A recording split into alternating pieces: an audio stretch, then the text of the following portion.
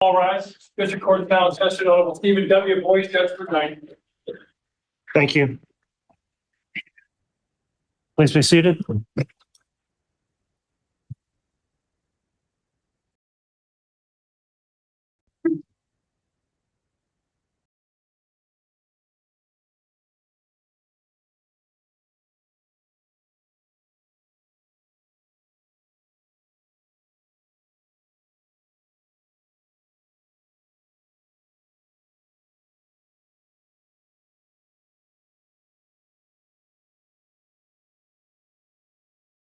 All right, if you give me just a moment, I'm re-logging in on this computer. While I do that, maybe I'll just confirm with the bailiff. We do have each of the 17 jurors have returned. Is that correct? Yes, sir. All right, thank you.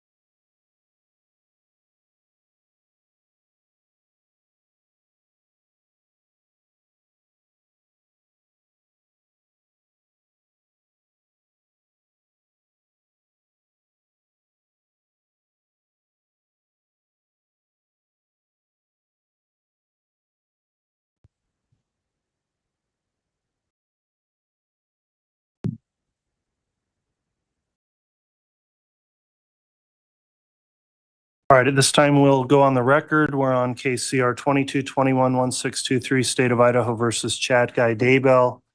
After the Memorial Day weekend, we're concluding with evidence today. The state has witnesses in rebuttal. Before we bring the jurors in, the court would note had a sidebar with counsel, and an issue has been raised regarding a particular proposed witness of the state. So in order to resolve that issue, the court requested that we take up a motion in limine on the matter and have that argued on the record before determining, number one, if this witness is going to be permitted to testify. And then number two, if so, is there some restriction on the scope of the testimony that could be presented here today? So Mr. Wixom, I understand this is your proposed witness. Is that correct? It is, Your Honor.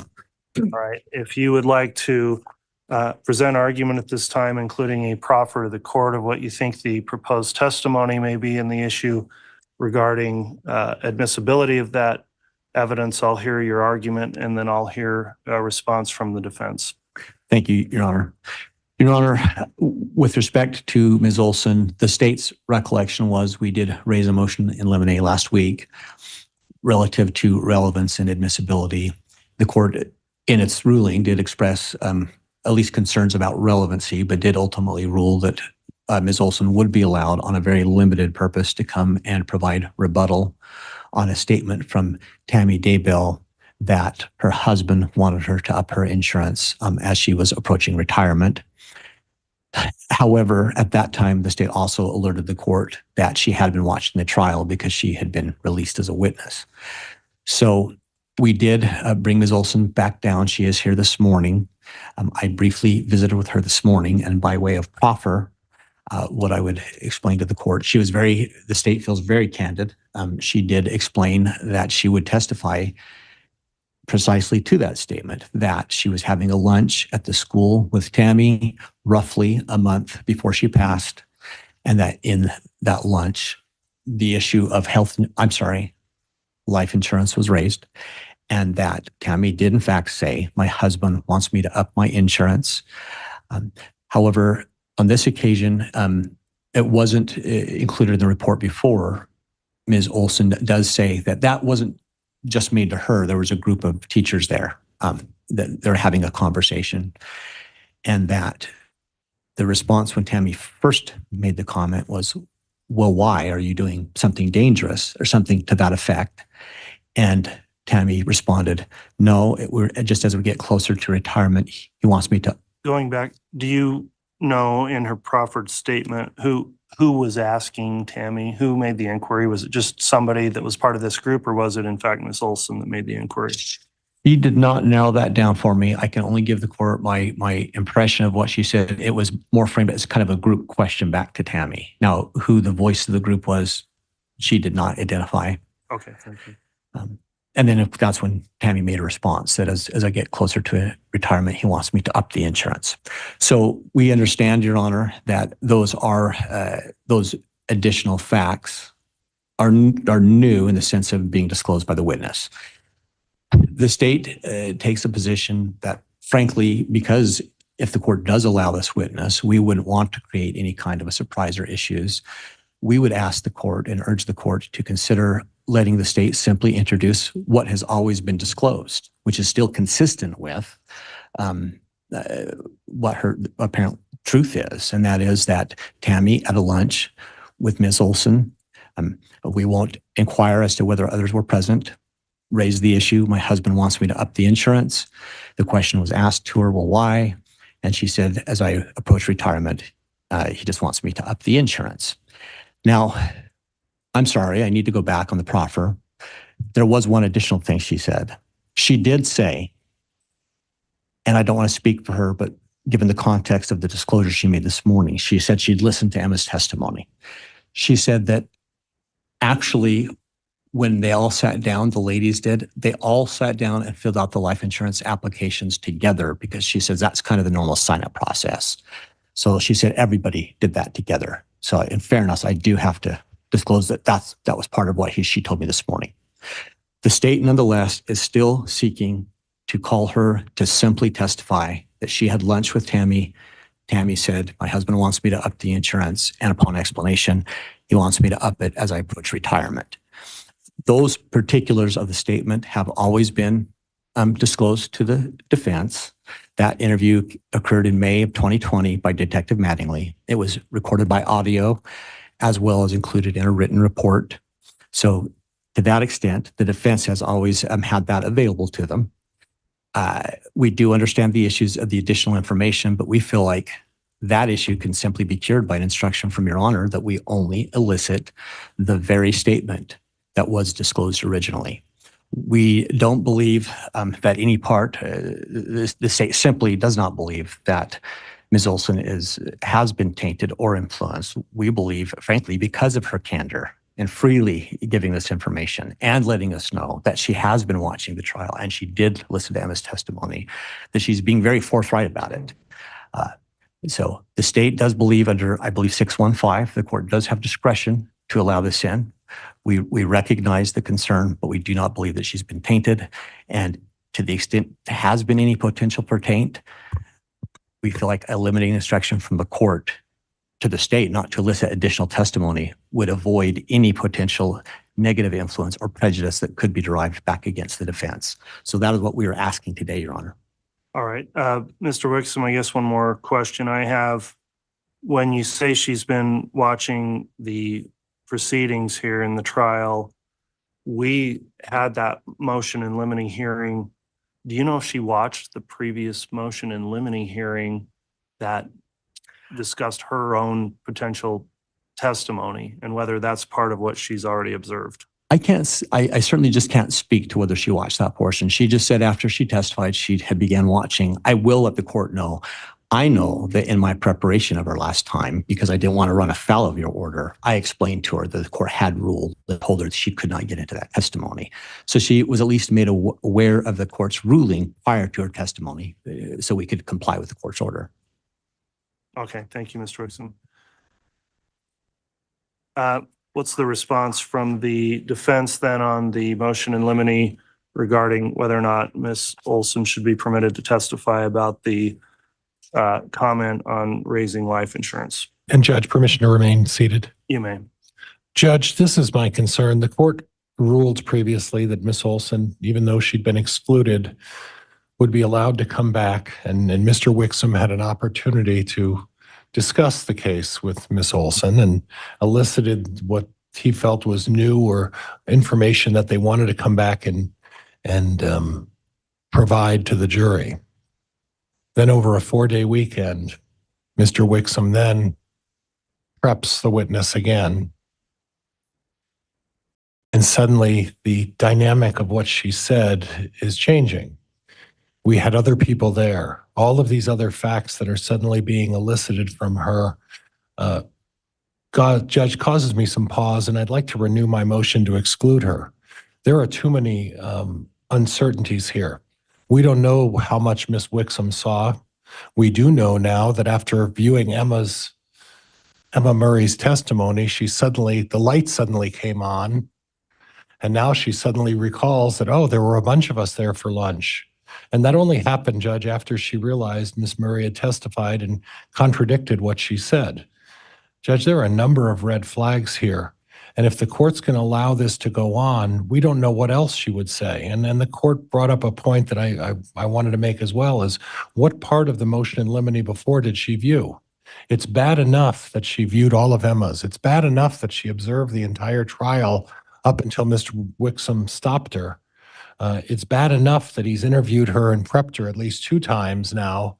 And each time, magically, she seems to change her testimony and modify her testimony. And it's not modifying her testimony in any way that would aid the defense, Judge. Ironically enough, both times the testimony changed to help the state. It's shocking. You know, additional interviews, and suddenly, unless there's other things that Mr. Wixom didn't provide to us. One other thing, Judge, is her statement is very clear. It isn't about before I retire. It isn't about at approximately, about retirement. Her statement is very clear. My husband thinks I should up my insurance before I retire. That's her statement. Before I retire. And now we're adding all of these other uncertainties to this thing, Judge, and quite frankly, it's extremely prejudicial. So I'm going to renew my motion to strike, and at the very least, Judge, the additional statements should at the very least be struck as well. All right, Mr. Wixom, response from the state, please. Just briefly, Your Honor. Judge, I don't mean any slight to Mr. Pryor. I don't appreciate his innuendo or suggestion that perhaps I've done anything to influence this witness. I haven't. And in fact, that's why I candidly told him about the new information before we had this proceeding. It's why I asked for a sidebar and articulated to the court the very additional information that was provided. What I never did get from Ms. Olson was any indication that Mr. Pryor in the last 4 years has ever done anything to contact her or talk to her.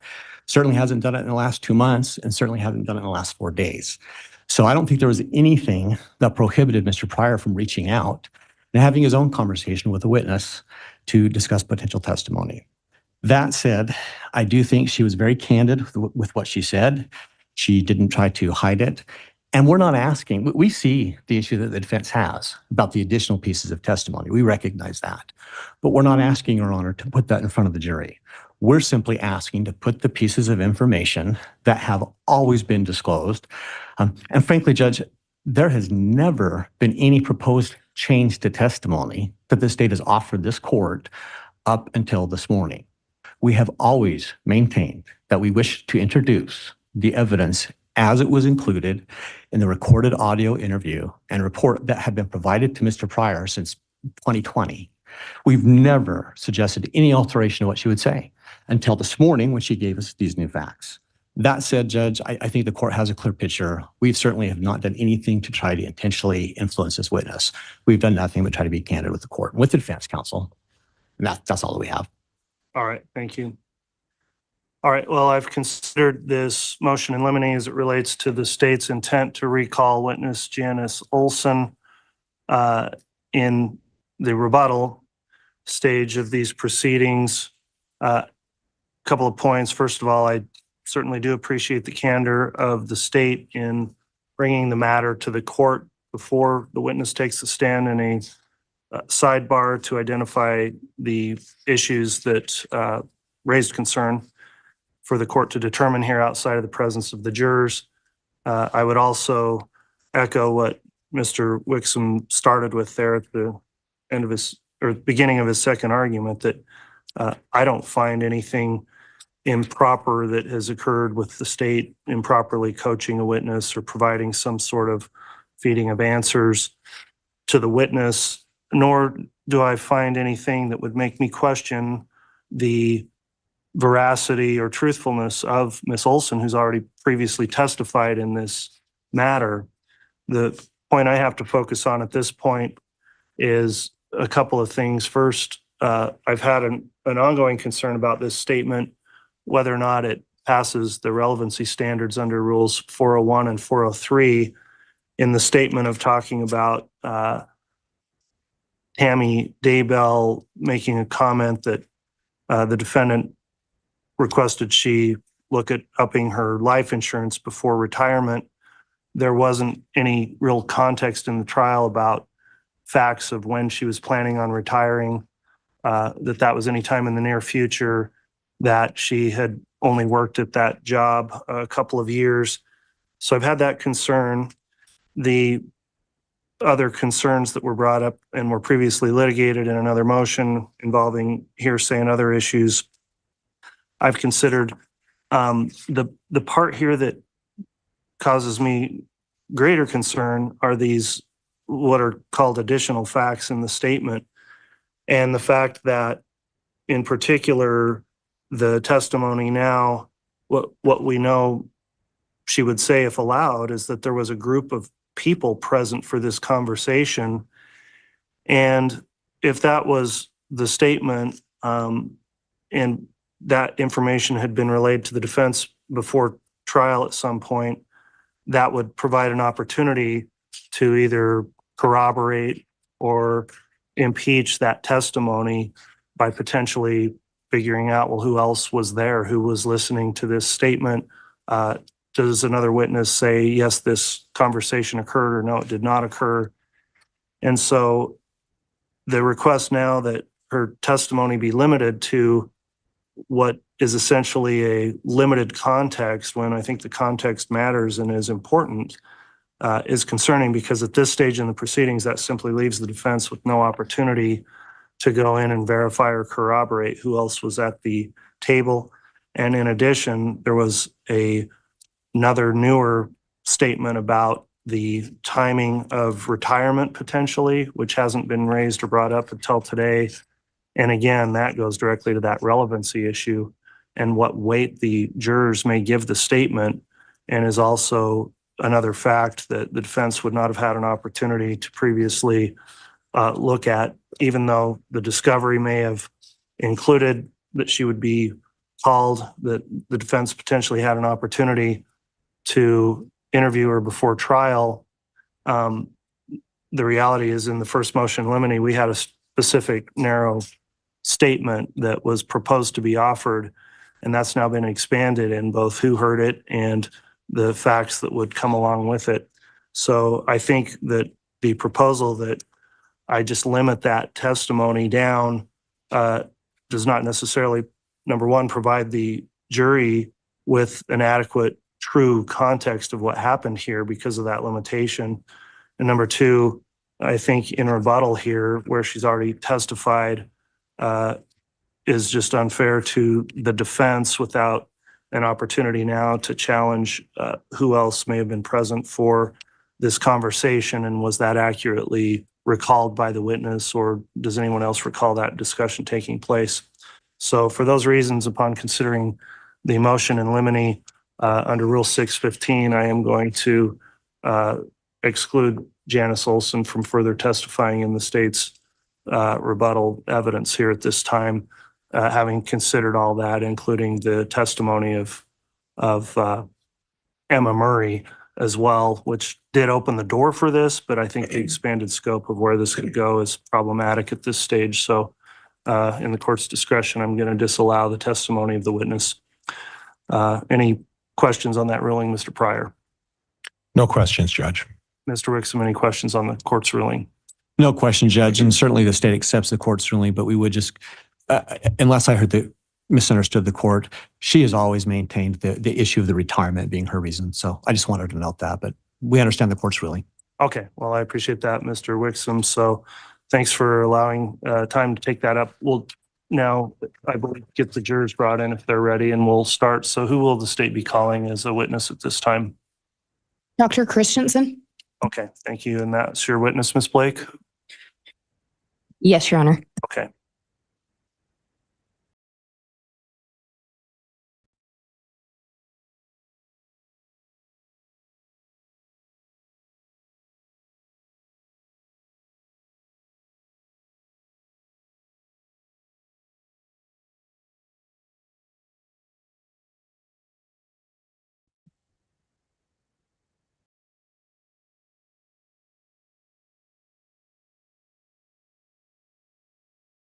All right, please.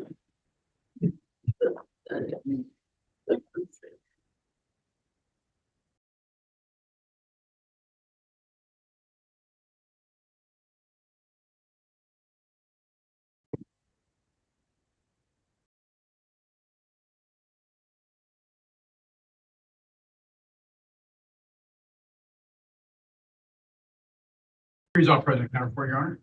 All right, thank you. Please be seated.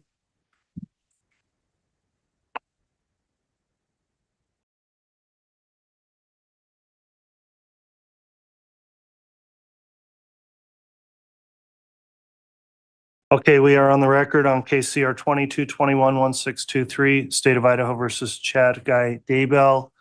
After the Memorial Day weekend, continuing with the state's rebuttal. At this time, the court would note the jurors, all 17 have returned, and each has signed their juror affirmation that they followed the court's admonishing instruction as we broke for the weekend. So thank you again for continuing to follow that instruction each time we have a recess. At this time, then, the state is continuing to present witnesses in rebuttal. Ms. Blake, if you'd like to call your next witness, you may. The state would call Dr. Eric Christensen.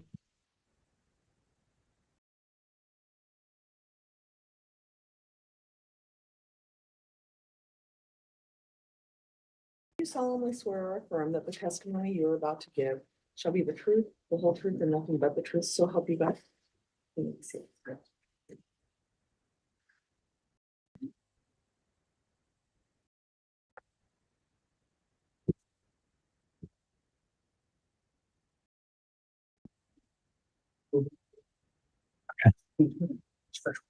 Okay.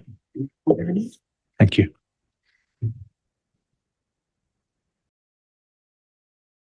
All right, Ms. Blake, you may inquire. Thank you, Your Honor. Would you please remind the jury who you are? Yes, Eric Christensen. I'm the recently retired chief medical examiner from the state of Utah. Dr. Christensen, have you been watching any portions of this trial with the exception of Dr. Raven's testimony? No, and I haven't watched that. I've just read the transcript. And outside of that, you have not heard the other testimony presented, is that correct? I have not.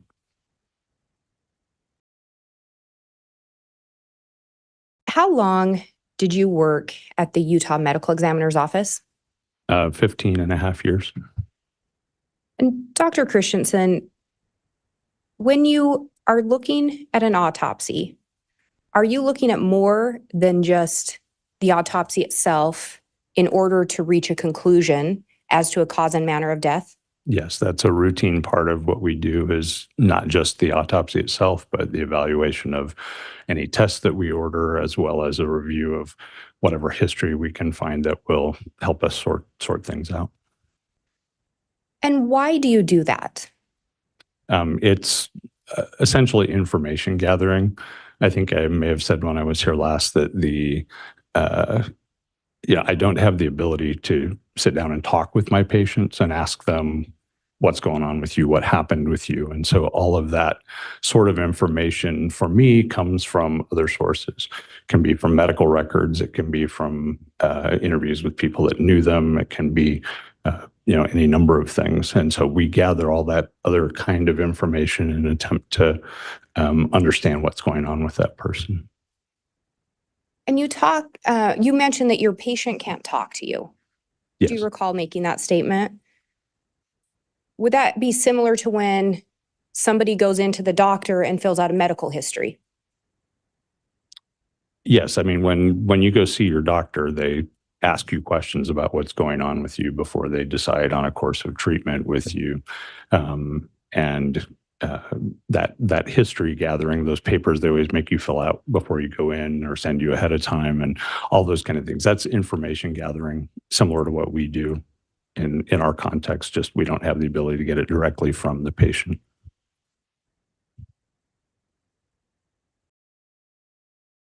And when you're gathering that information, is it because you've already formed a conclusion and you're simply trying to find information to back it up? No. Is it the opposite? Yes, it's an attempt to basically find as much information as we can that will be relevant to why this person died, and then sorting that problem out. And then turning to Tammy Daybell, do you recall the autopsy on Tammy Daybell? Yes. And as part of your involvement in the case, did you review other documents? Yes, Did those documents include medical records? they did. Generally speaking, if you're doing an autopsy where the cause of death is not immediately apparent, do you generally request medical records? Yes, that's a fairly routine part of what we do. And again, is that to provide you that background information to help informing your conclusion? Yes. And in this case, do you recall receiving multiple additional reports from law enforcement? Yes, we did. And at some point, did you review those? Yes. And did you at some point also create a list, or did the Office of the Medical Examiner keep some kind of a list of all those documents reviewed? Yes. And did those include reports from the coroner and or interviews of the coroner from Yes. Fremont County? Both. And also the deputy coroner, Yes. the officer that arrived on scene of Tammy's death? Yes. Did you also review reports regarding an attempted shooting? Yes. Did you review multiple reports involving people providing some background information about Tammy? Yes. Did that include background information regarding her health? Some of them commented on that, yes. And when we talk about those medical records, do you recall which medical records you reviewed? We reviewed records from the Teton Clinic as well as from Seasons Medical. And then we also were able to get records from a clinic in Springville, Utah, where she had been seen before relocating to Idaho.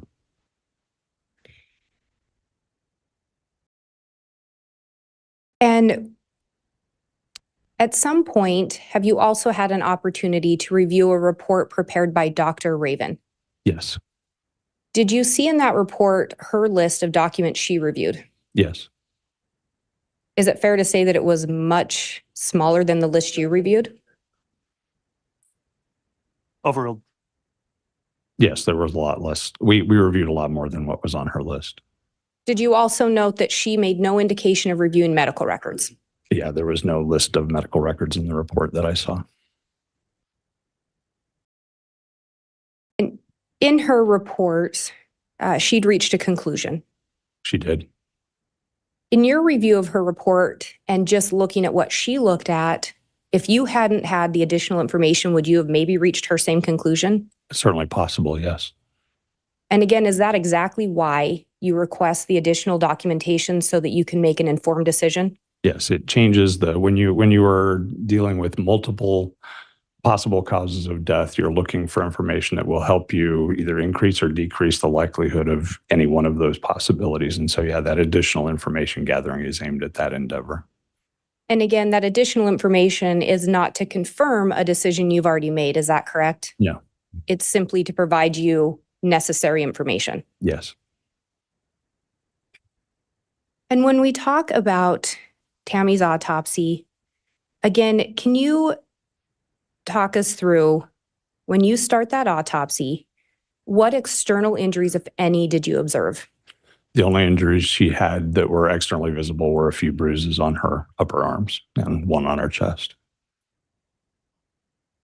So again, is it fair to say when you first observed Tammy, the cause of death is not readily apparent? That's correct.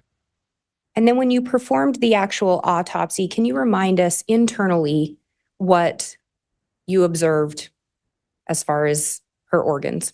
Yeah, essentially normal organs, normal brain, normal heart, no significant pathology in any of her organs. Do you recall observing something called pulmonary edema? Yes. And can you again explain what that is for the jurors? Yeah, pulmonary edema is simply buildup of fluid within the lungs. Fluid leaks out of the alveolar capillaries, the little small vessels that are involved in exchanging air into the blood in the lungs.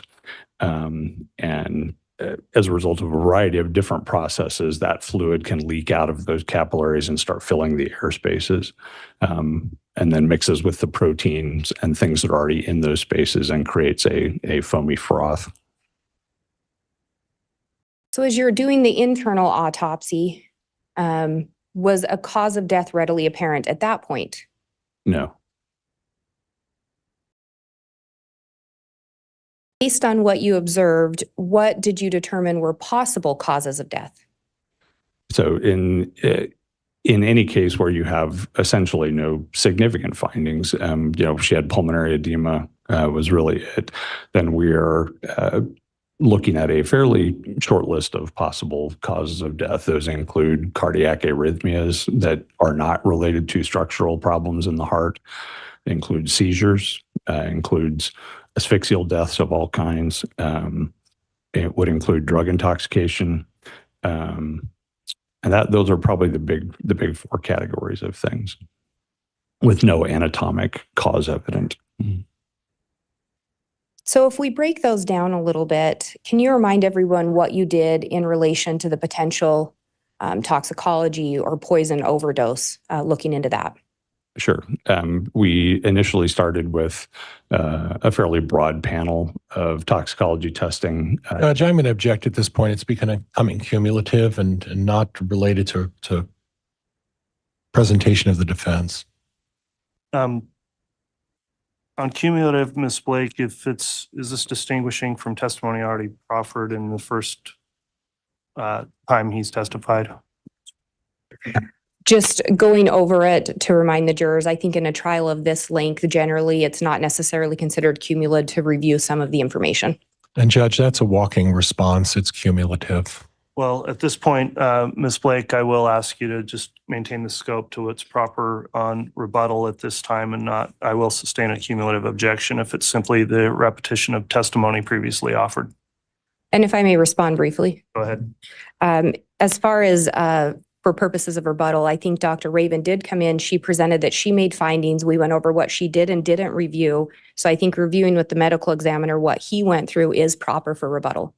Okay, well, again, I'll at this point sustain that objection. If you'd like to continue, I'll just keep an eye on that. If you could keep the scope to rebuttal, please. Toxicology tests were in fact conducted, correct? Yes.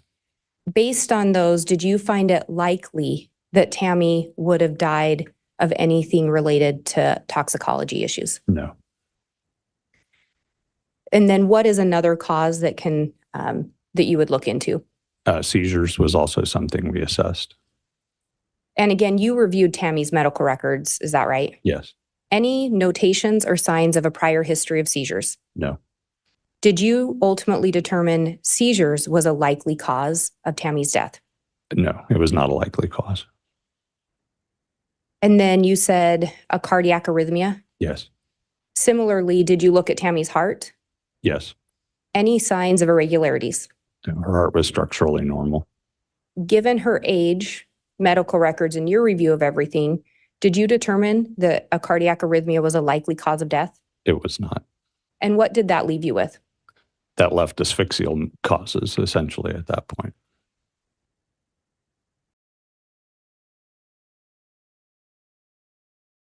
Did you see any indications in Tammy's medical records of any negative interaction of any drugs and or homeopathic medication she may have been using? Judge, again, it's cumulative. Overruled. Are you aware or did you learn that Tammy was taking an antidepressant? Yes. Did you see any signs or indication that the antidepressant played a role in her death? No. Did you see any sign or indication that sleep apnea may have played a role in her death?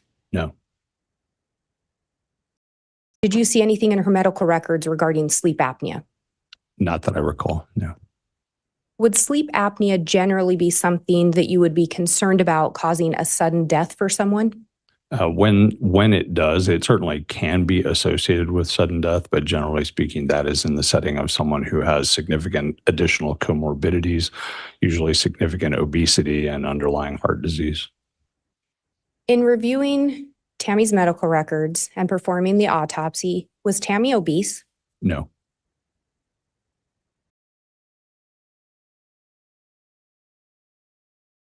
Are you familiar with, I may say this term wrong, but colloidal silver? Colloidal silver, Colloidal yes. silver. Any indication that played a role in Tammy's death? No.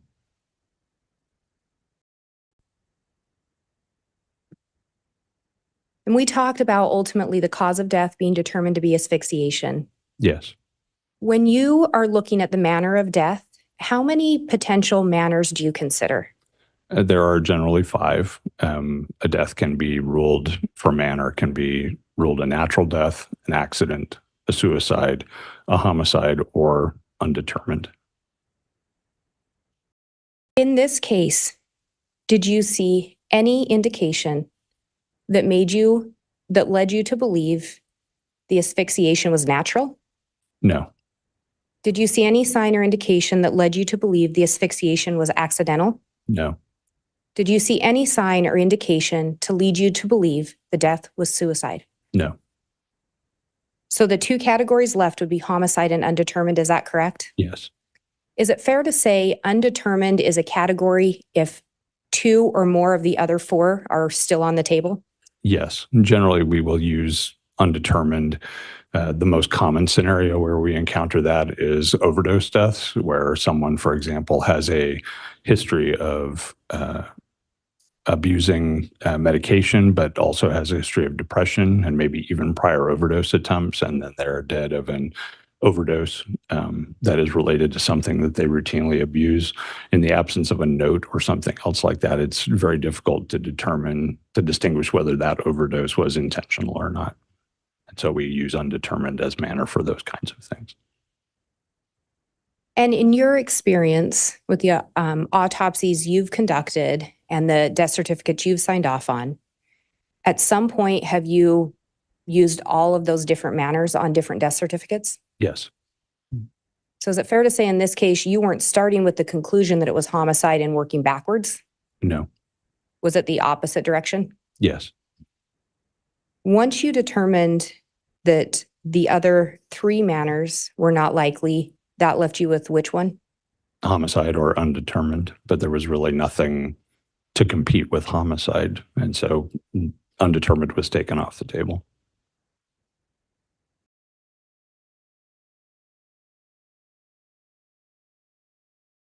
In your review of Dr. Raven's report and testimony and the questioning here today and through the trial, has your opinion as to the cause of death changed? No. Has your opinion as to the manner of death changed? No. And what did you determine the cause of death to be? Asphyxia. And the manner of death? Homicide. I have no further questions. All right. Thank you, Ms. Blake.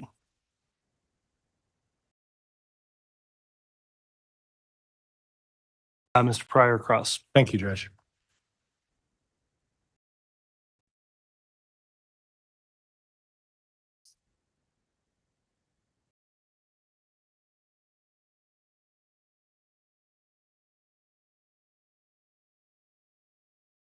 Morning, Dr. Christensen. Good morning.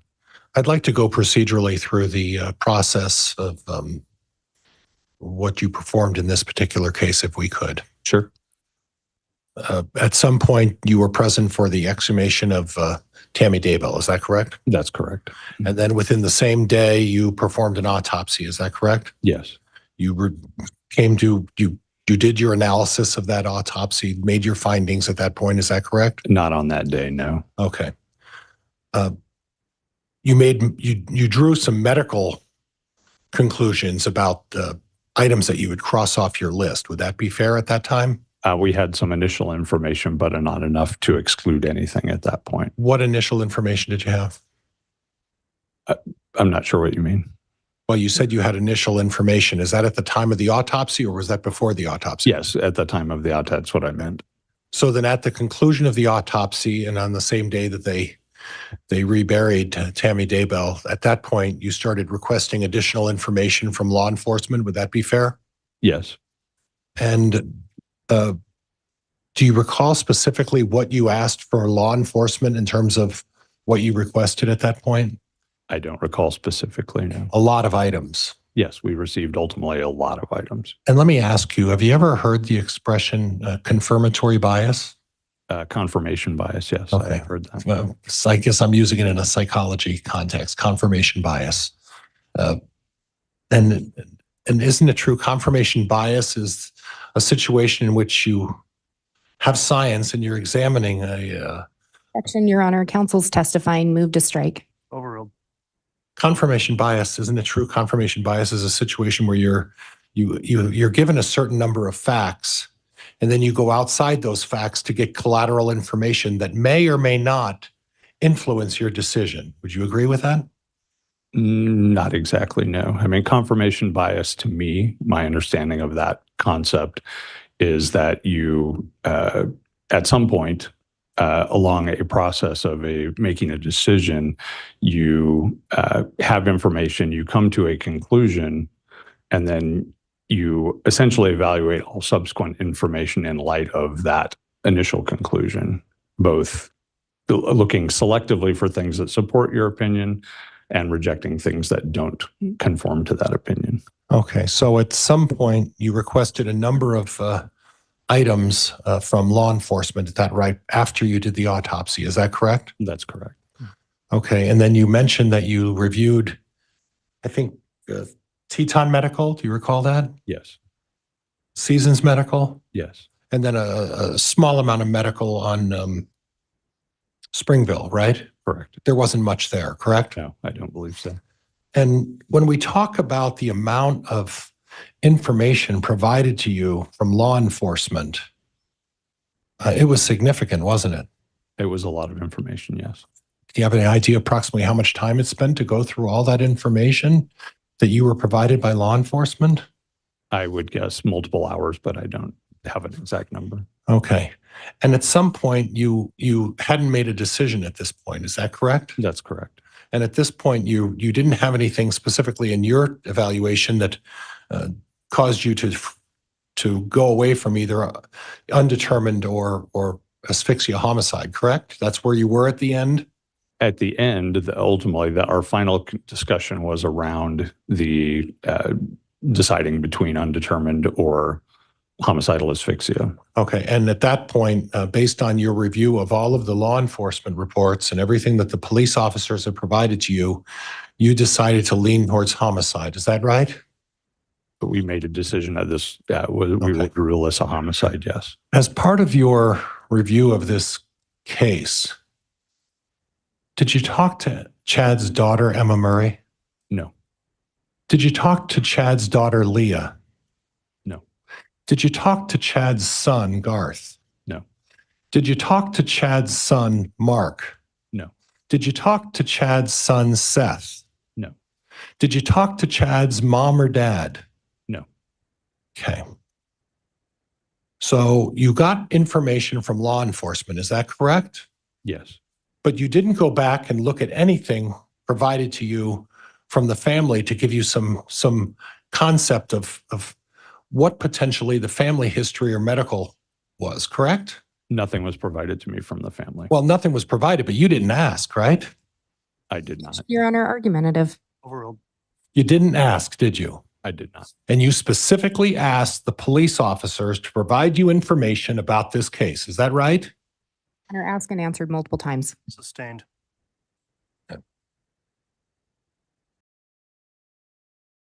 After you provided this exhaustive list of police reports that they provided to you, at what specific date did you make your determination?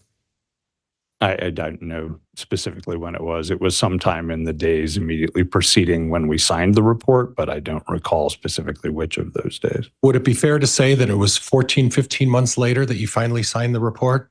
I believe that's about the right timeline. Yes, 13, 14 months. So after 14 or 15 months of looking at this, you then made the decision that you came to the conclusion you did. Is that right? Yes. Okay. Now I want to go back to the autopsy. And obviously I'm not a medical examiner.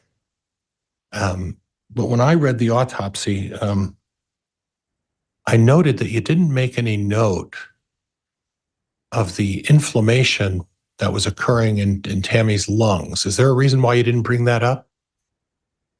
Because there's no significant inflammation in her lungs. And you made the determination that it wasn't significant, correct? That's correct.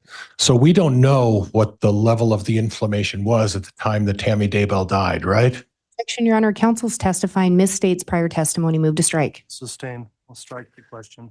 Do you know the level of inflammation that was in Tammy Daybell's lung at the time of her death?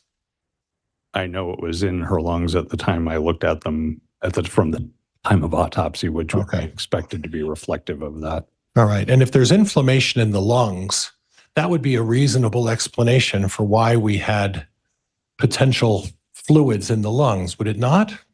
There was not sufficient inflammation in her lungs to account for the pulmonary edema that was present. Okay.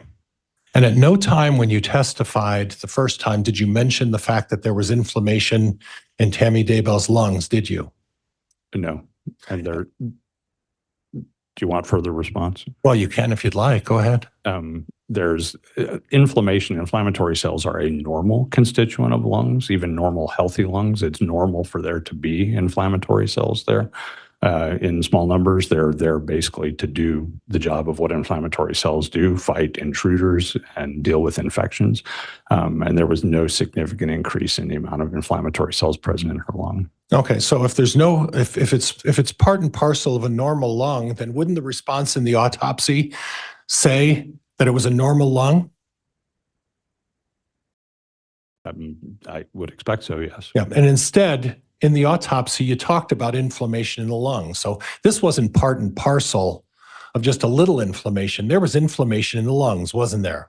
I would have to review them. I don't recall at this point.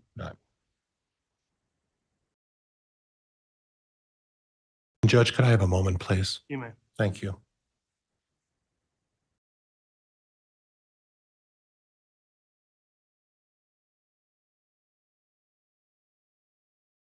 So I previously discussed with you that on the very first time you testified, you didn't mention anything about inflammation in the lungs. Is that right? And not that I recall. All right. And then today, when the prosecutor called you back after the defense has rested their case as a rebuttal witness, Objection, Your Honor. That's a narrative. Move to strike. Sustained. second time you're called back, questioned by the prosecutor. Again, no discussion about inflammation of the lungs, Your correct? Honor, argumentative, asked and answered. Move to strike. Overruled.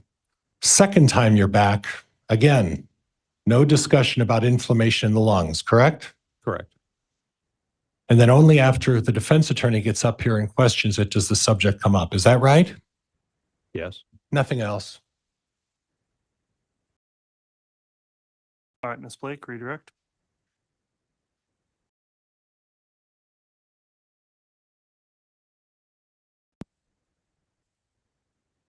Dr. Christensen, have you testified before? Yes, And are you familiar with court proceedings that the state brings people back as rebuttal witnesses? yes, So have you testified in that capacity before? a couple of times, yes. Council just went over inflammation in the lungs pretty in depth. Again, was there any indication that inflammation of Tammy's lungs caused her death? No,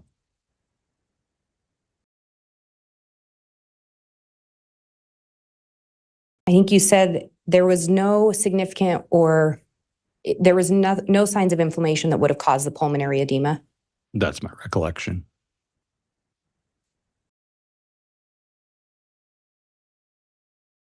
And you considered the possible causes of death given essentially a negative autopsy.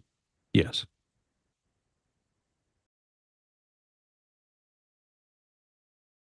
In your role as a medical examiner in Utah, do you generally request reports if the cause of death is not readily apparent? yes, And is that exactly what you did in this case? yes. So nothing about this was different than what you would normally do as far as information gathering. In terms of the gathering, no. The volume was certainly different, but what we requested is not different. There was just a lot more generated in this case. And in reviewing the reports provided by law enforcement, were there any reports where Chad's kids had agreed to speak with law enforcement and provide information? Not that I recall. Would it surprise you to learn that they refused? Judge, I'm going to law object. enforcement? Hearsay. Overruled. Would it surprise you to learn that they refused to speak with law enforcement? I don't know if it would surprise me or not. I mean, certainly they're right not to talk to law enforcement, but And if you had been provided reports that included statements from the kids, would you have reviewed them? absolutely. And if none were provided, would it surprise you to learn it's because they don't exist? No,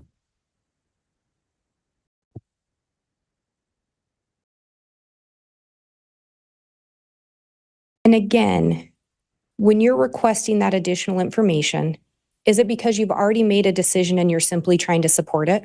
no, And in fact, is it the opposite? yes. We gather information to help us make a decision. And is that what you did in this case? It is. Again, based on the information you gathered, the autopsy, anything about questions today or other information that would cause you to change your opinion? No,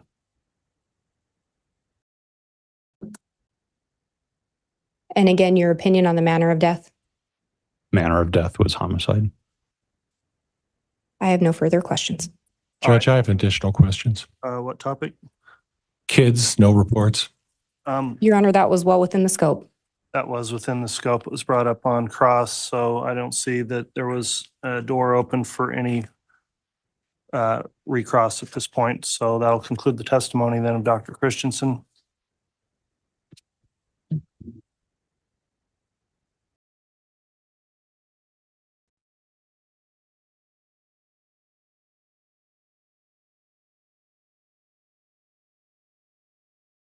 The state can call its next witness. The state would call David Stubs.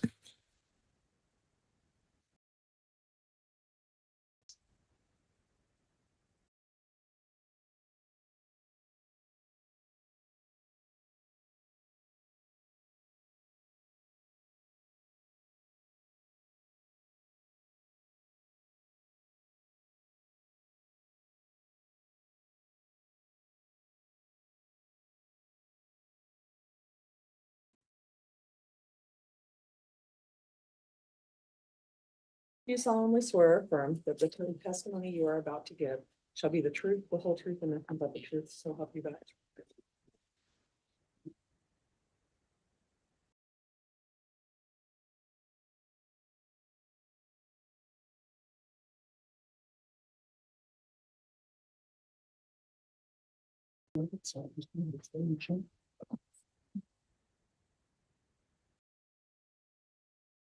Right, I'll note, Officer Stubbs is on the stand, has been sworn again. I am going to inquire, have you been observing or reviewing any of this trial testimony since you were last here? No, sir. And have you discussed with anyone else testimony they've given? No, sir. All right, thanks for your responses. Mr. Wood, if you'd like to inquire, you may. Mr. Stubbs, you've testified before, but can you just briefly remind the jury of your name and your law enforcement experience? Well, retired detective, Rexburg Police Department. Served in that capacity for approximately 30 years. Do you recall testifying about serving warrants on Google in this case? I do. Did you receive Google records for an email account, chad.daybell@gmail.com? Yes, I did. What type of records did you receive when you got those? Well, anything that was in the warrant that Google would have record of that we asked for, things like search history, location services, user, owner of the account information, things like that. And did you review those records? I did. Did you review the Google, the search history records? Yes. When you reviewed those records, did you find anything related to turning location data off on a phone? Yes, I did. What did you find? January 3rd, 2019, the user of the account looked up how to turn off the location services on location or GPS services on an iPhone. Okay. Your Honor, I'd ask that the witness be handed what's been marked as State's Exhibit 107C. Defense has been previously provided a copy, and I have a courtesy copy of that and 2 other exhibits for the court. All right. Mr. Wood, these have not been previously admitted, is that correct? That is, well, they do come in under the business records affidavit that was admitted under 107, Okay. I just was. but they have not clarifying. previously been admitted, these specific items. Very well, thank you.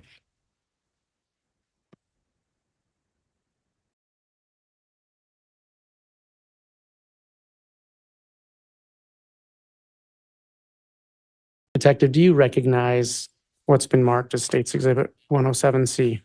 I do. What is it? It would be the in portion search history from the Chad.Daybell Google search history. And did you, what you're seeing on that screen or that piece of paper, is that a true and accurate representation of what you viewed in the search history? Yes, it is. Your Honor, the state would move for admission of State's Exhibit 107C. Any objection? No objection. 107C is admitted. And may I publish the ammo? Yes.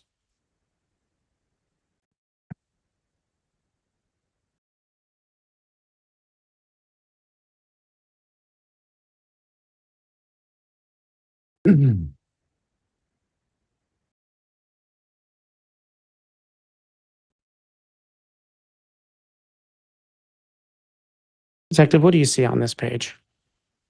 This would be in part some of the search history from the Chad.Daybell Google search history. And what is the date on those searches? This would be January 3rd, 2019.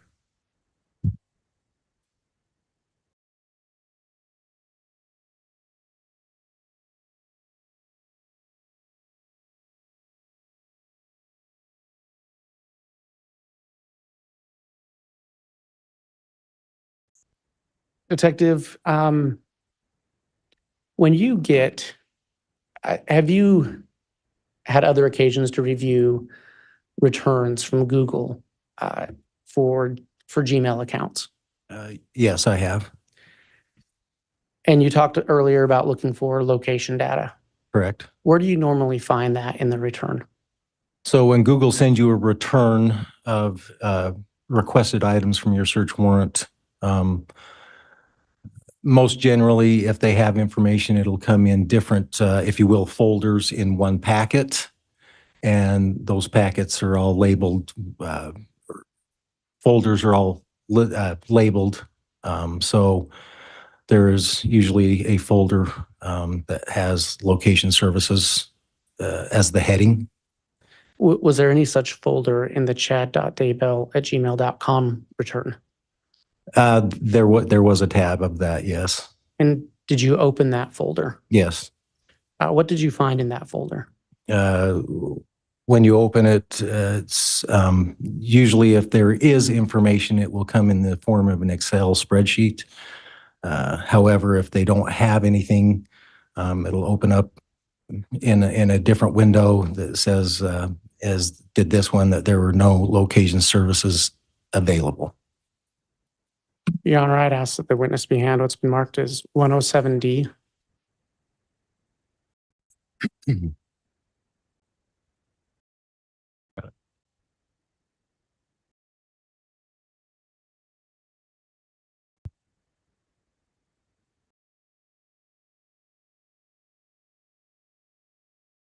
Mr. Stubbs, do you recognize State's Exhibit 107D?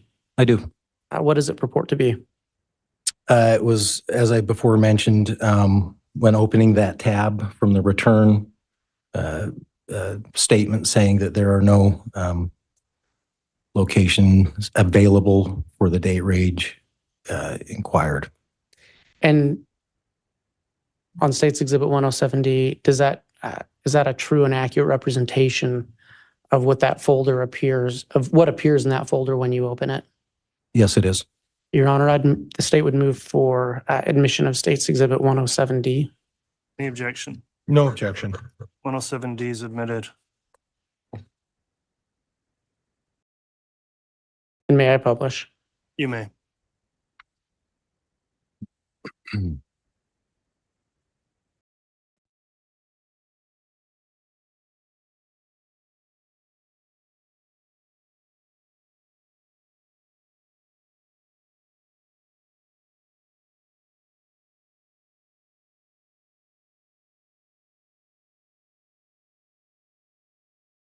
Detective, what is on the screen? So this is just what it would say, or what it did say when opening up that particular folder under the chad.daybell@gmail.com. States does not have records, data available to export from the data range 1/1 of 1970 to 12/31/2019. So there was nothing available to give to us. And to be clear, normally when you could click on that page, there's an Excel spreadsheet. Yes, if there was data available, there would be an Excel spreadsheet showing different locations and whatnot.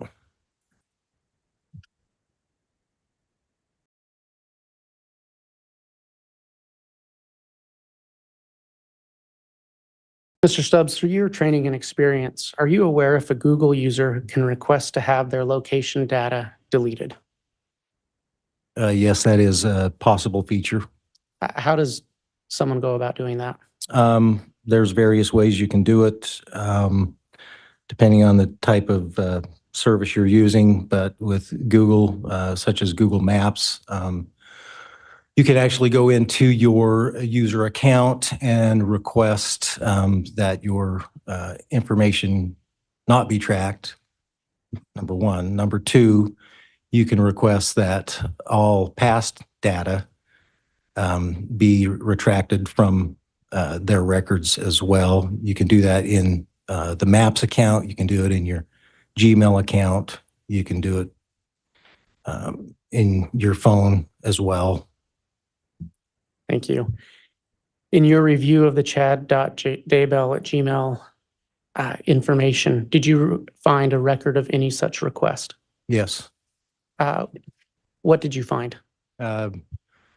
August 24th, 2019, a request was made through the Gmail account of chad.daybell to have all location GPS history deleted from the account. Your Honor, I'd ask that the witness be handed State's Exhibit 107E.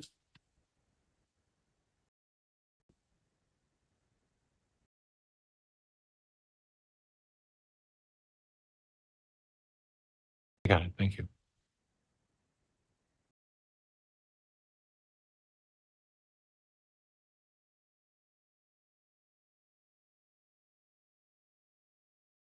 Mr. Stubs, do you recognize State's Exhibit 107E? I do. What does it purport to be? This would have been in the same Gmail account return, the Google Confidential and Proprietary tab. It is delete request and this was done 8/24/2019. And what format is that document in? So because there was information, this looks to be in an Excel spreadsheet form. And that form, the way it appears before you now, is that how it appears in the Google return? Yes, when we got the return from Google, this is exactly how it appeared. And so exactly how it appeared, is it fair to say that's a true and accurate representation of what you viewed in that the chad.daybell@gmail information? Yes. Your Honor, the state would move for admission of State's Exhibit 107E. No objection, Judge. All right, Exhibit 107E is admitted.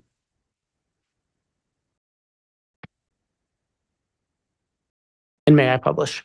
Yes.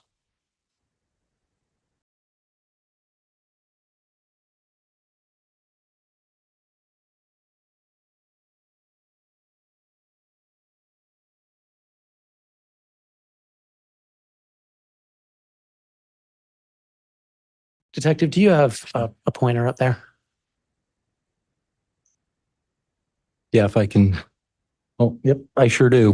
Can you point out the title of that page? Confidential and proprietary would be the excuse me, the heading of the tab. All right. And then in green at the top of the page, what does it say up there? chaddaybell@gmail.com. Deletion history, location history. And then in the body of that document, what do you see of interest to your investigation? So this is what was of interest to me is the request to have deleted all location services.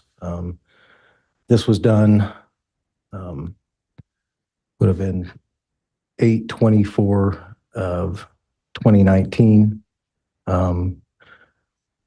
Should be noted that the deletion range here goes back to 1970. Customarily in a lot of computer. Judge, I'm going to object. This is going to go beyond, it's non-responsive. I'll ask a question. All right. The 1970 date, is that date familiar to you? It is a date commonly used by computer formats where they start recording, if you will, computer activity. 1970 1/1 is a common date for a lot of different formats that they start. And again, what date was this request made? This would have been requested August 24th, 2019.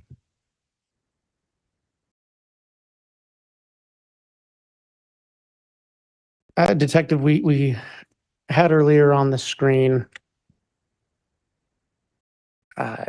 State's Exhibit 107C, the search history you spoke about. Yes. When you get that search history, can you actually click on the items that were searched? So if you recall, the short answer is yes. Did you click on those items that were marked in State's Exhibit 107C? Yes. What did you see when you did? So it took me to the same web pages that would have been viewed by the user of this account. When you go to that, it has specific instructions, detailed instructions on how to turn those services off on iPhone device.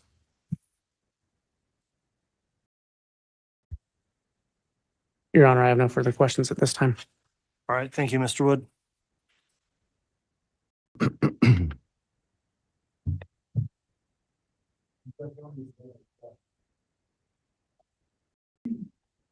C, D, and E. All right, those just admitted exhibits. Mr. Bailiff, if you'd please submit those to Mr. Pryor, 107 C, D, and E. Thank you.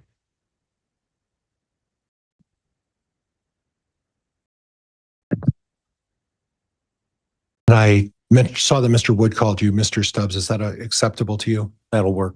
All right, thank you.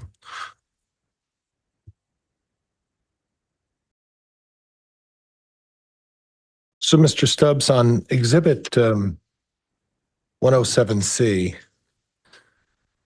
it has a date of January 3rd, 2019. You recall that? Yes. And that's the turning off the location services of a iPhone or iPad. Correct. Okay. Are you aware that Chad Daybell has an Android device? Yes. Okay. Are you aware that Tammy Daybell had an iPad device? I'm sorry, one more time. Had an iPad device. That Tammy did? Yeah. I'm not sure of that. Okay. So if someone's trying to turn the location off from January 3rd of 2019 for an iPhone or an iPad, that doesn't necessarily mean they're looking up how to turn off an Android device, does it? That's correct. Okay. So this search was in talking Apple devices, right? That is right. And you're aware that Chad Daybell didn't have an Apple device, right? I'm not sure if he had an Apple device, but I know he had an Android. Okay.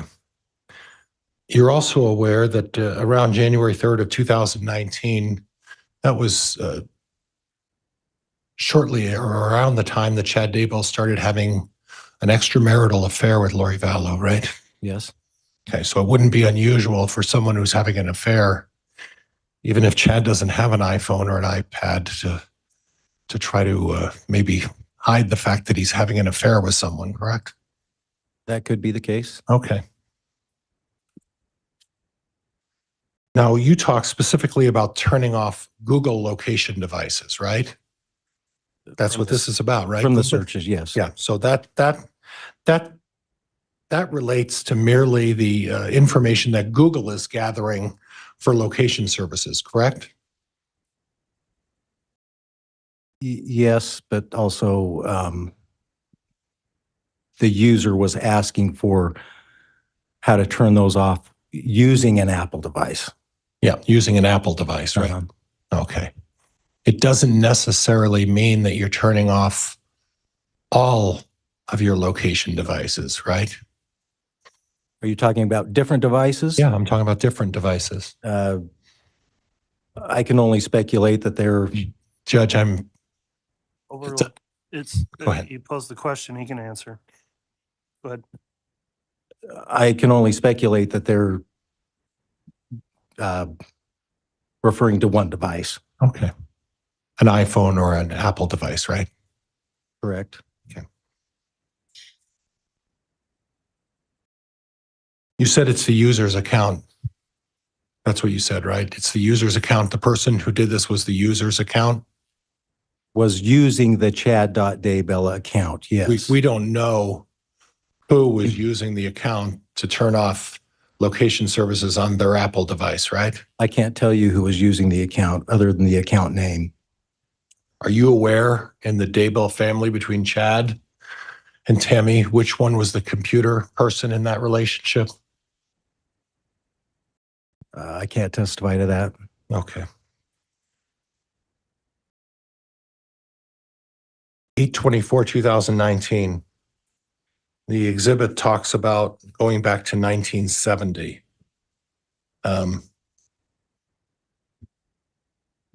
It's not unusual to do a deletion of your search history, is it, in any regard with anybody, right?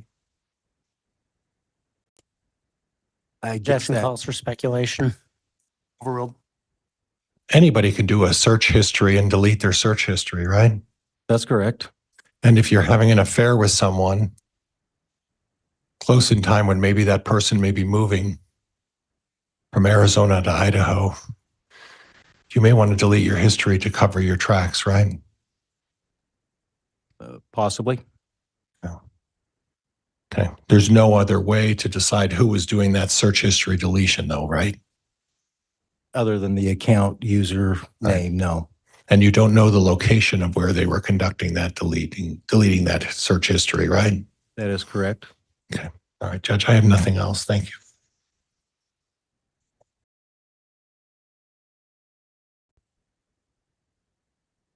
All right, Mr. Wood, redirect. Yes, just briefly.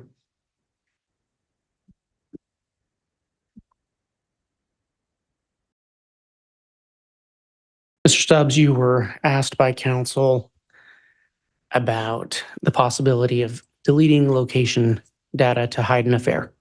Yes. And through your investigation, are you aware if Chad Daybell and Lori Vallow were having an affair? Yes. Are you aware if Lori Vallow had an iPhone? Yes, she did. Counsel asked you about deleting search histories to cover the tracks of an affair. Yes. Could a person also delete their location data to cover the tracks of crimes committed? Yes. If part of those crimes involved the location of missing children, would that be a reason to delete that data? Yes. Thank you. I have no further questions. All right, thank you. Yeah. All right, I think this is a good breaking point probably for the mid-morning recess. Is the state gonna have another witness to call? Judge, may we approach just briefly? Yes.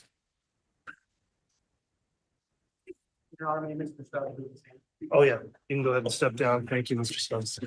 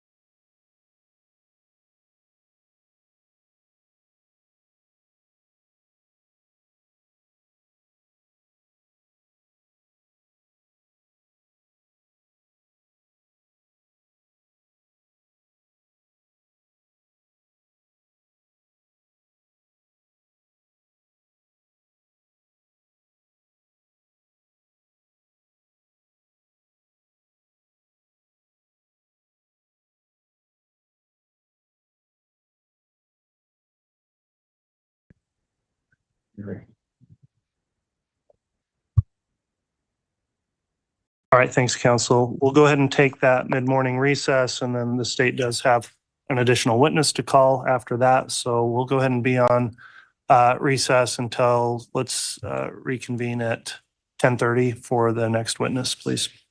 All right, please.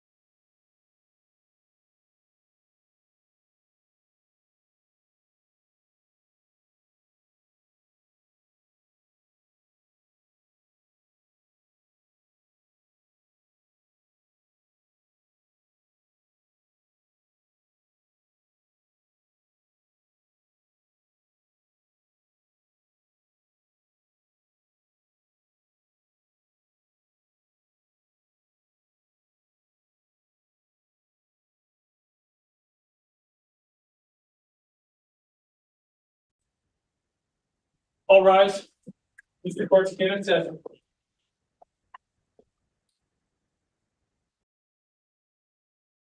Thank you. Please be seated. Could have the jurors brought in, please. Yes, sir.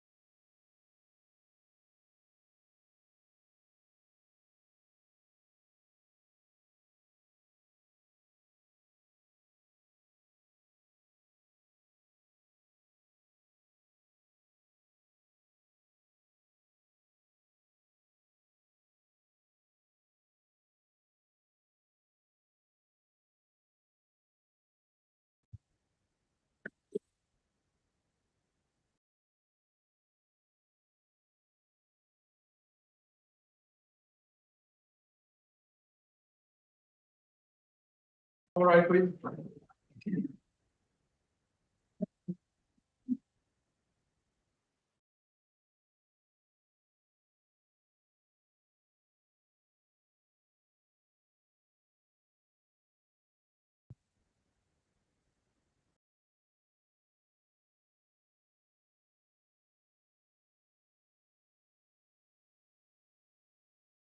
He's all present, accounted for, Your Honor.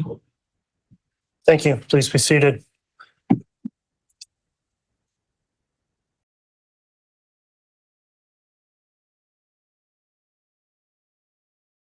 Okay, we're back on the record after the morning recess. CR 2221-1623, State of Idaho versus Chad Guy Daybell. The state is continuing with a rebuttal. If the state has another witness to call at this time, you may. Thank you, Your Honor. The state will call Lieutenant Hermosillo. Very well.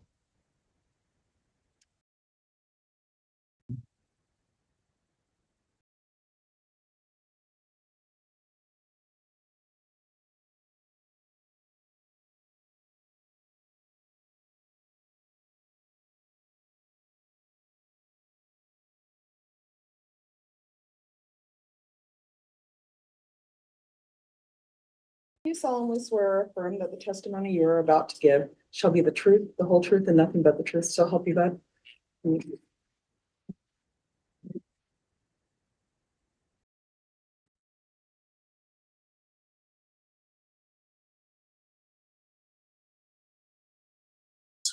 Yes, just a little bit. Okay. And speak right up. Thank you. All right, before we inquire on direct, then I'll note the witness, Lieutenant Hermosillo, has been sworn. Lieutenant, have you observed or watched any trial testimony since you were last here? No, Your Honor. Have you talked to anybody else about the testimony they've given in trial? No, Your Honor. All right, thanks for your responses. Ms. Blake, if you'd like to inquire, you may. Thank you. Lieutenant Hermosillo, can you remind the jurors where you work? Rexburg Police Department. And did you begin work on a case involving two missing children, specifically JJ Vallow and Tylee Ryan? Yes, I did. Do you recall when you became involved in that investigation? When we started looking for JJ, that was November 26th, 2019, when we performed the welfare check. And were you involved in the beginning of Idaho's involvement into the whereabouts of JJ Vallow? Yes. Do you recall when the bodies of the children were recovered? June 9th, 2020. And where were they recovered? Chad Daybell's backyard. During the investigation, did you learn who Emma Daybell or Emma Murray is? We did. And who is she? The daughter of Chad Daybell. Lieutenant Hermosillo, did you ever see Emma Murray at the gym? I did one time early on in the investigation, yes. And when you say early on in the investigation, would it have been before the discovery of the children? It was. When you saw her at the gym, did you approach her? No. Did you talk to her? No. Did you ask her questions? No. Did you go and work out by her? No.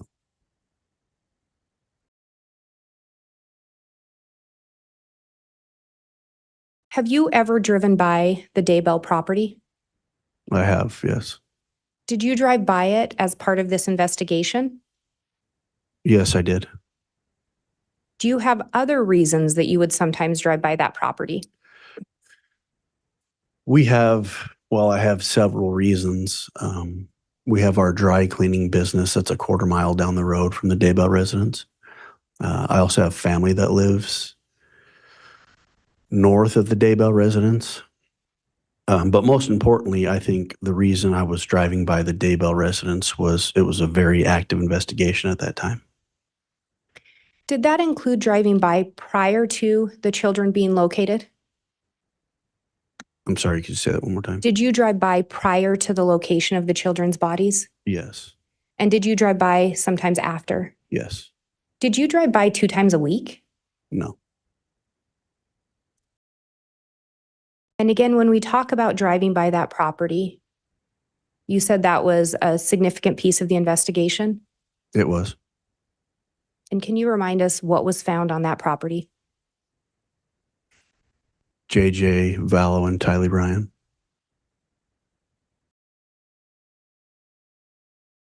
Do you know when Tammy died, where she was located? I do. Where was that? Chad Daybell's bedroom. So all 3 at the Daybell property or in the residence? Correct. I have no further questions. All right, thank you, Ms. Blake. Any cross-examination, Mr. Pryor? No questions. All right, that will conclude the testimony then of Lieutenant Hermosillo. You may go ahead and step down. Thank you.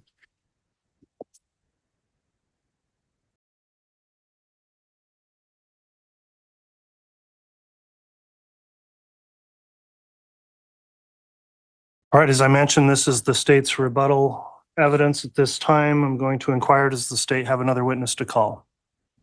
The state does not, Your Honor.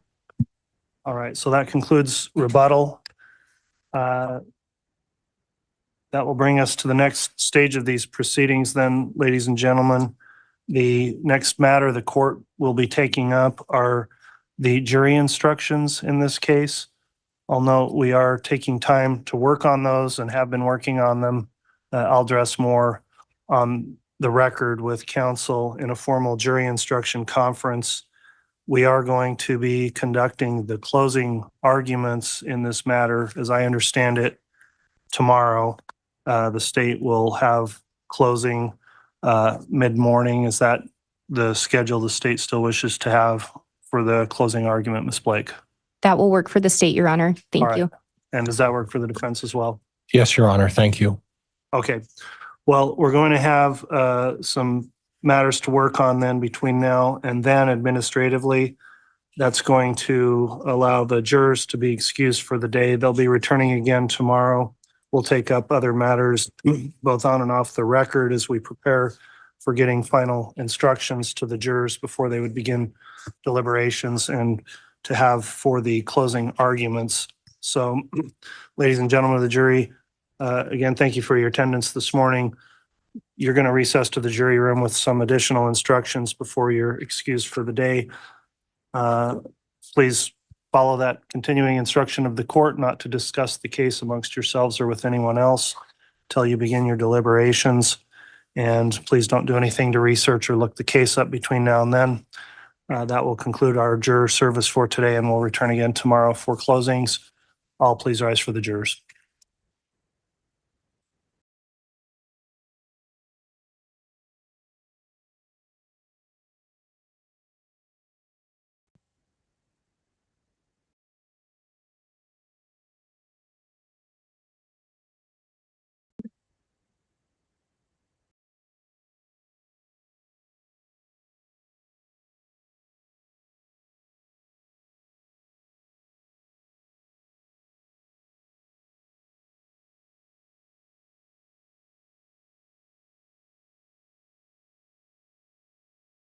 All right, thank you. Please be seated.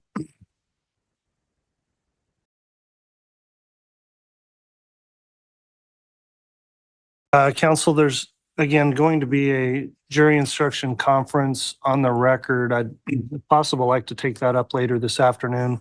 We'll do an informal jury instruction conference off the record to determine whether or not the parties have reviewed our proposed instructions that have been submitted and determine where there might be objections that can be considered by the court. In addition, we're going to discuss exhibits as well and make sure there's a clear record of what's been admitted in this lengthy trial to confirm that with counsel before exhibits are submitted to the jury in their deliberations. So if counsel will stick around, we'll go ahead and recess for the day. At this time on the record, we may come back on the record at such later point, subject to when we get to these issues that could be called back on the record. So we'll go ahead and have the public excused at this point, and I'll talk to counsel about timing going into the afternoon and tomorrow, please.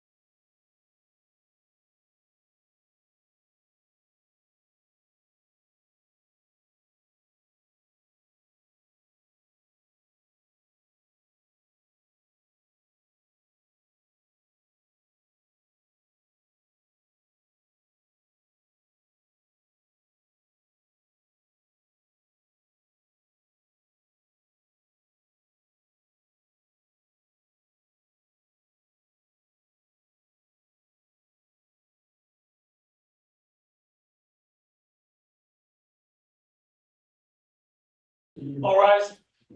District Court's again in session. Thank you. Please be seated.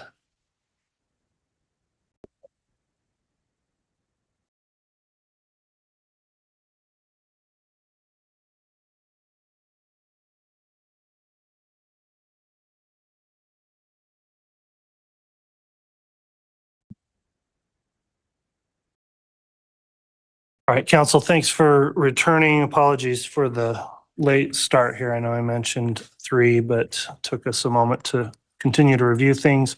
I'll note the defendants present along with counsel, Mr. Pryor, states present. At this stage, the court is going to take up a formal jury instruction conference with counsel. I'll note that we did, previous to this conference, have an informal jury instruction conference where the court went through our proposed jury instructions on the record. And I'm like, at this point, we'll be putting any objections or making rulings on the record on any contested instructions. So for the state, who's going to be offering argument, if there is any, this afternoon?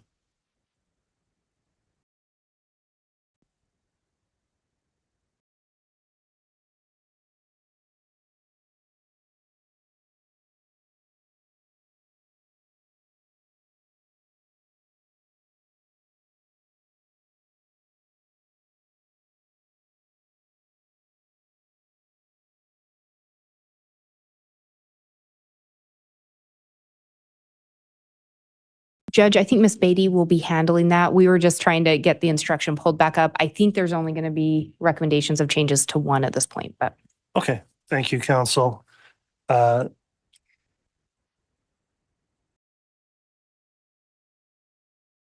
We had discussed making changes to potentially, the state had mentioned during an in-chambers conference, making some changes to the conspiracy instructions. We reviewed the case law, and while we believe that our position is correct after review of the case law, that for those overt acts, the jury doesn't need to reach a unanimous decision. I think the case law is clear on that. We're not asking the court to modify the ICG at this time. We think that the ICG takes that into account. The one ICG that we are asking, one jury instruction we are asking the court to make a minor change to is instruction number 14. Okay, and I'll get into the merits of the argument here in a moment, Ms. Beatty. I appreciate the representation that you'll be handling these. And I will take them each up individually and address them. So if there was one other that we didn't discuss, that and I think we did discuss that. That was 14 that you wanted to have some comment on. Is that correct? That's correct, Your Honor. Okay, thank you. What I'm going to do first then, in the interest of efficiency, first I'll note that we are live streaming these proceedings at this time, and we are on the record. So I'll note that the list that I have out of our proposed instructions, which total 41 instructions. I'm going to walk through the numbers that I believe are not at issue that may be provided as given, and then I'll ask counsel to confirm.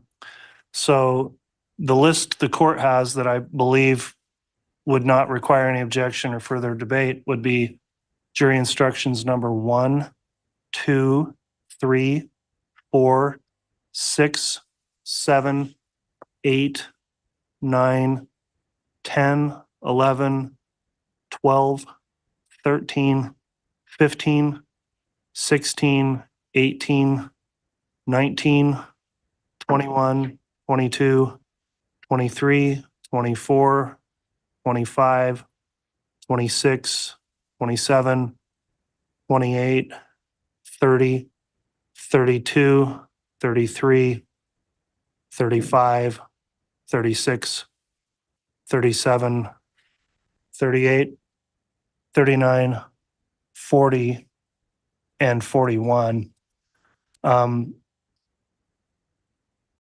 That's the list I have. I'm going to ask counsel to respond here in a moment, but there are a few on there then that I saw we would be taking up, and maybe to add in the rest of the list.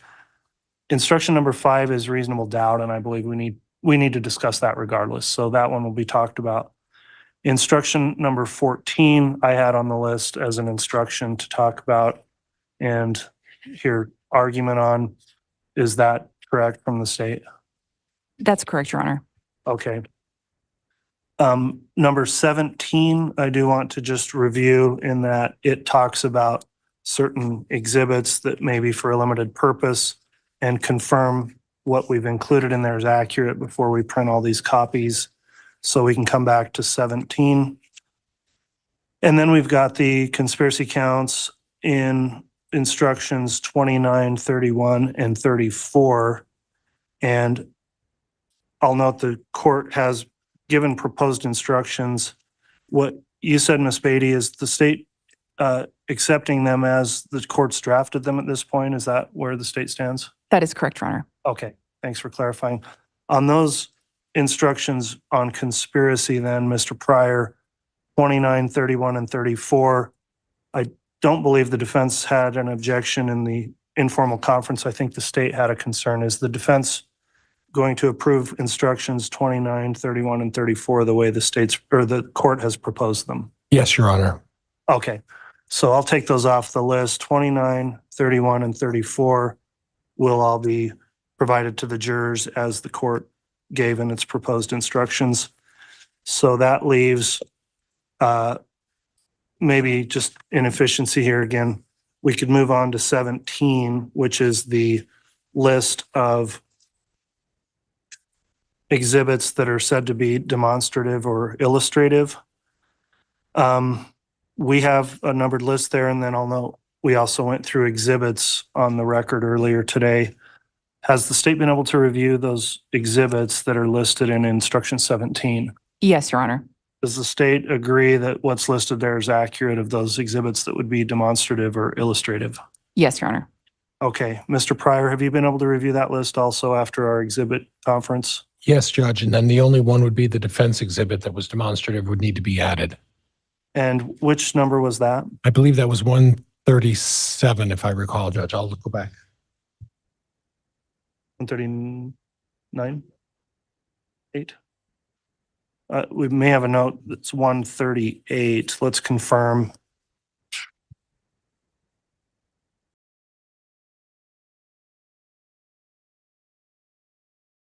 I believe it's 138, Judge. 138, which is geofence evidence. Yes, Judge. Okay, so defense exhibit 138 would be included in the list. Does the state have any objection to adding that? No, Your Honor. Thank you. Okay, then where our instruction says defense's exhibits and it didn't list any, we will include 138, modify that instruction accordingly. All right.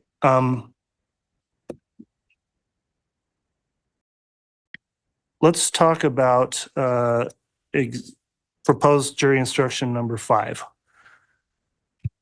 And I've got some comments of my own as we get started. So jury instruction number 5 is a standard instruction included in all criminal cases, which is an instruction about what is reasonable doubt. So it's a very seminal instruction. In this case, the court has given the instruction already on multiple occasions to the jurors, and it's also been referenced on occasion, both in voir dire and in some argument.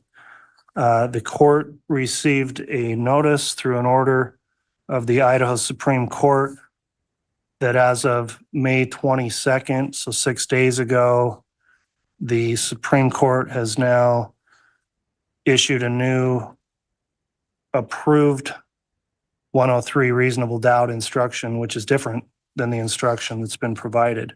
So I am going to hear some argument on whether or not we continue with the instruction already given or use the new approved instruction.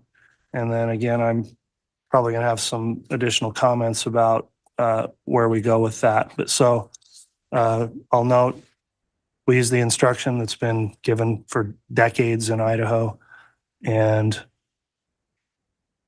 with probably nearly all criminal cases, but it's changed now. So changed as of 6 days ago.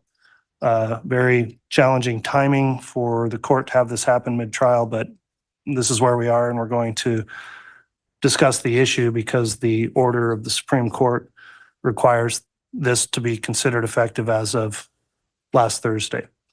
So what is the state's position as it relates to instruction number 5, which mirrors the instruction already given to the jury and which I'll refer to as the old Idaho 103 reasonable doubt instruction? Your Honor, the state believes that the jury should still be given the old reasonable doubt instruction.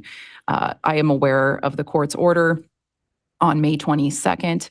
I would note that at the end of that order, the court actually orders that the order be published for 3 consecutive weeks on the Idaho State Bar website and in its weekly e-bulletin. I think that 3-week notice period within the order itself shows that the court is contemplating that it might not be used immediately. And I think additionally, we're in a position where we're choosing between giving the jury 2 different instructions on reasonable doubt and basically changing it midstream versus just sticking with the one instruction that has been repeatedly upheld as a correct statement of the law on appeal. I think it would be the lesser evil to essentially, I mean, we're caught between a rock and a hard place here, but I think it would be the lesser evil to just give them the same consistent jury instruction that has been upheld as a correct statement of law. And I think that would create potentially less issues than trying to instruct them on an entirely new instruction after they've already listened to all of this evidence with the old instruction at the forefront of their minds. Thank you, Your Honor. All right. Thank you, Ms. Beatty. Mr. Pryor, where does the defense stand as it relates to the Supreme Court order that there's a new reasonable doubt jury instruction in Idaho? And Judge, in response to Ms. Beatty's comment about the 3 weeks, that's a publishing requirement that they're just trying to comply with. I would hardly guess that they would consider changing the language after the work that they've put through. The issue I have, Judge, is that when you read what the instruction is from the Supreme Court, and this is supposed to be applied now, it's very similar to the instruction that was going to be given by the court before this came out. In fact, it says first, the state has the burden of proving the defendant guilty. That's not a surprise or a change to the jury. The state has the burden throughout the trial. Again, that's not a change to anything that's been stated to the jury. The defendant is never required to prove his or her innocence, nor does the defendant ever have to prove any evidence at all. Again, that's being provided to the jury, and they're aware of that. Then secondly, the state must prove the crime beyond a reasonable doubt. Again, that's not a surprise or a change. The change comes in, Judge, is when you go down under the column dated second, where it says, proof beyond a reasonable doubt is proof that leaves you firmly convinced the defendant is guilty. It is not required the state prove the defendant's guilt beyond all possible doubt. Now, that's really the only change. And as I noted earlier in our conference, Judge, it really defines what reasonable doubt is and defines what the respective responsibilities of the party that each of the parties have. And through the 25 to 30 years I've been doing this, Judge, that's always been a difficult point. How do you define to a jury what reasonable doubt is? Now, again, the rest of the paragraph basically touches on very carefully about what is already going to be instructed to the jury. So all I'm asking to do is to include that explanatory language that says basically, listen, the state of Idaho has to prove firmly convinced that the defendant is guilty. And then at that point, it's not all possible doubt. That's a 2-sentence explanation that's added to what the jurors have already been instructed to. So to suggest that it's going to throw them off or make things more difficult, that's just not true. What it's going to do is provide them basically a definition, which I think in the wisdom of our Supreme Court, they realize that what we need and what we badly need is a specific definition of what reasonable doubt is. And in the past, yes, I spoke from many, many years ago when it was considered an abiding conviction to a moral certainty, and then it went to what it is now. And then this new change basically further clarifies what the definition is. And I would encourage the court to adopt this. I think that I disagree with Ms. Beatty wholeheartedly. I think that the Supreme Court put the time in to implement this new explanation, and I think we ought to adopt that. And I think they took the careful care to use what the old definition, the positives of the old definition, and maybe enhance it just a little bit. And then this enhancement really, quite frankly, just provides a more distinct and direct explanation of what reasonable doubt's all about. And I think it's important, given the magnitude of this case and the consequences of this case, that we use the Supreme Court's updated version of what reasonable doubt should be defined as. All right, thanks for the argument, Mr. Pryor. The court's been mulling this over since the order came out last Thursday, and I'll note also I took the extra precaution of immediately advising counsel through an email to both sides that we had new instructions now that may or may not be required to be implemented in this case. The court notes that a few things here procedurally. We started with voir dire back in late March in this case, and during voir dire, when the jurors filled out their questionnaires, I think was one of the first references to this reasonable doubt instruction. The jurors heard instruction then. They also heard for sure there was reference to the instruction on April 20th in this case when they actually got the instruction, what I'll call the old 103 instruction. And I'll note the old 103 instruction, as I mentioned, has been in effect in Idaho for decades. There's a case, State versus Sheehan, 139 Idaho 2003, that discusses the old 103. And it says trial court judges are encouraged to use ICG 103 verbatim to avoid unnecessary appeals and controversy by utilizing the instruction that has an accepted history defining the burden the state bears. So even 21 years ago, Supreme Court said there was a accepted history of that instruction adequately defining the burden. There's also a case, Victor versus Nebraska, which was included in the old ICG comment section, which has been removed in the new instruction. And that is a reference that says in Victor v. Nebraska 511 U.S. 1, 1994, the court held that any reasonable doubt instruction must, 1, convey to the jury that it must consider only the evidence, and 2, properly state the government's burden of proof. And then there's some additional citations. So I've gone back over that procedural history, and typically this court always tries to just use approved criminal jury instructions or civil instructions, depending on the case being tried.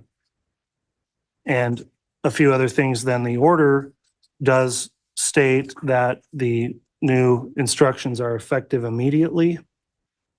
It also says that it is recommended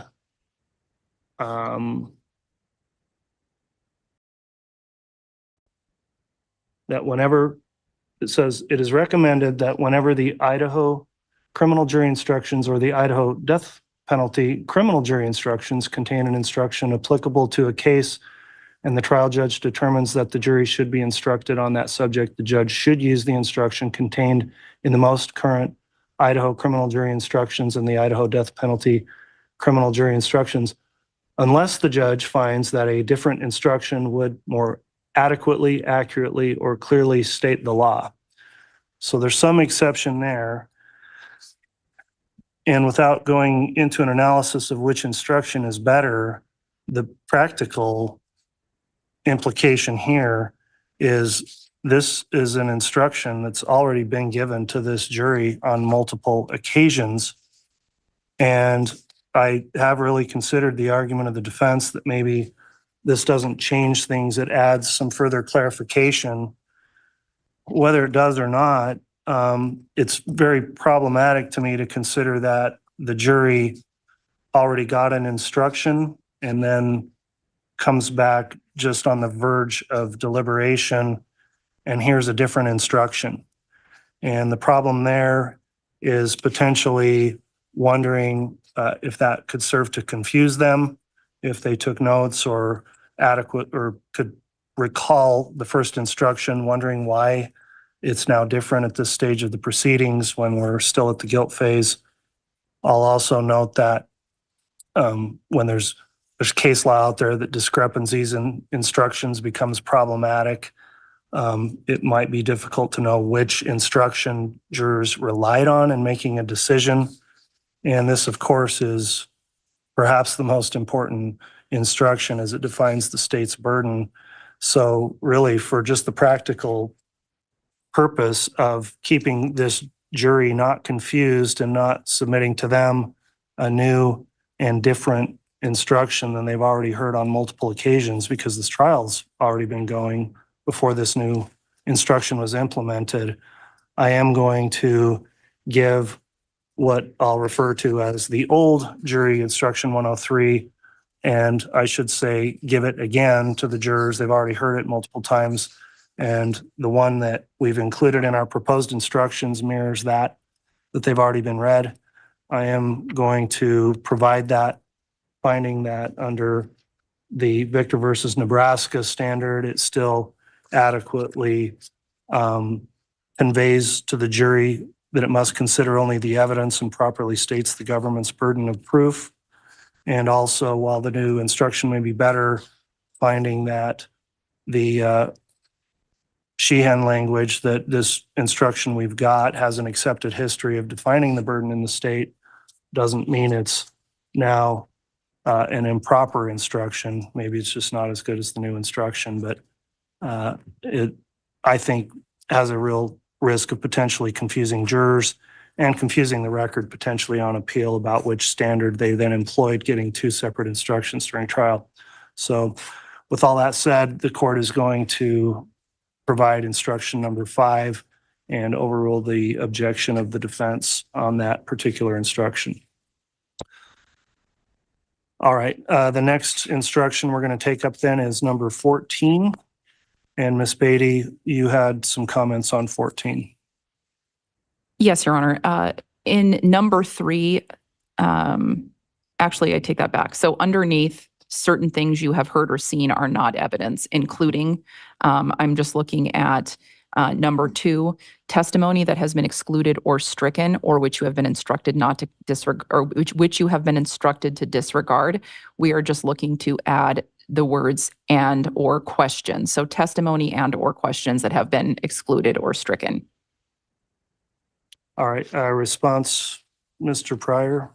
I don't think there's a need to put in the words question, Judge. It's testimony. It's in general.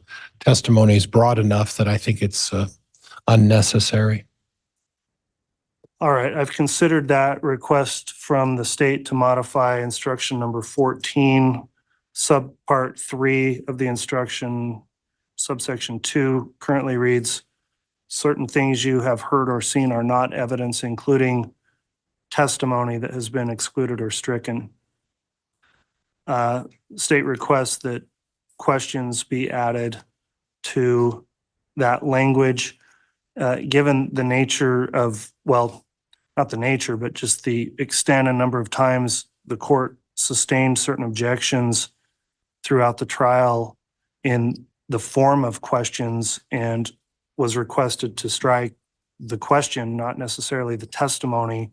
The court does find that this would be a proper instruction to clarify to the jurors that they do not consider what may have been perceived to be testimony because it was coming out and while a witness was on the stand, but was in fact a sustained objection on the record to a question itself. And the court did expressly strike or grant motions to strike questions that came up in witness testimony. So I am going to add that modification, and it will read under Part 2 testimony or questions that have been excluded or stricken. And we'll put that as part of 14. Council, I think that covers then the jury instructions we had. So to recap, I've made those rulings. With those rulings now made, does the state have any further objections, or does the state approve the instructions with the court's new ruling? Your Honor, the state approves them. All right. And Mr. Pryor, I know I overruled a couple of your objections, so I'll ask that a different way. But the list I wrote or went through in the beginning, is that still accurate in your mind? Yes, Judge. Okay. And despite a couple of rulings against your requests there, is there anything else you think needs to be addressed in the jury instructions? No, Your Honor. Okay. Well, thanks all for helping us get these prepared. Scheduling then, we're going to get these done and distributed to the parties by tomorrow morning. You'll have them. We'll have the copies prepared for the jurors. We're going to start with the court reading the instructions at 10 o'clock a.m. and then closings will take place. Does that schedule work for the state? It does, Your Honor. Does that work for the defense? And Judge, I missed the part. We're going to have copies when? Well, we'll get the final copies of the instructions. I don't know that we'll get those to you this afternoon. We'll have those to you ready, though, in the morning, well before 10 o'clock. Okay. I would say they would be ready tomorrow morning, probably by 8:30. Okay, that would be perfect. Thank you, Judge. Okay, we'll get those. Thanks, counsel, for all the hard work today. Anything Your else Honor. before we go off the record? No, thank you, Your Honor. Nothing, Your Honor. Thank you. Not on the record, Your Honor, but the state was wondering if we could meet with the court and counsel just very briefly on some scheduling issues. All right, we'll take up a sidebar then before the court recesses. So we're done with the hearing then, off the record, and I'll talk to counsel then off the record. Thank you.